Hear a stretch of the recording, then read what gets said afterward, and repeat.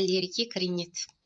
Yəni allergiya mənşəli burnun axması, gözdən su axması, narahatçılıq yaşanması, asqırma, öskürmə. Allergik rinit, düzdür, rinit burnun iltihabı deməkdir və allergik rinit də əsasən burun axmasıdır. Amma bura həm asqırma da, öskürmə də, gözdən yaşın axmasını da aid eləyə bilər.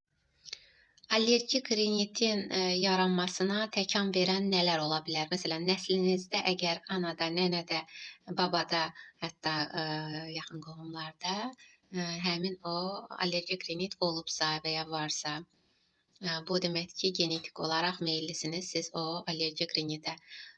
Sonra yaz vaxtı çiçək tozcuqları, bitki tozcuqları çıxanda, sonra ev tozu və toz kənələri, ev heyvanlarının tükləri.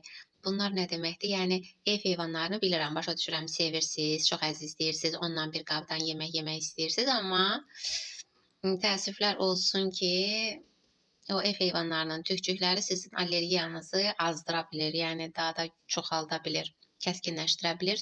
Əziyyət çəkən siz olursunuz, mən olmuram. Gedin yenə də pişiklə bir qabdan yemək yeyirsiniz, yeyin, amma onu bilin ki, onun tükcükləri sizin allergiyanızı artırır.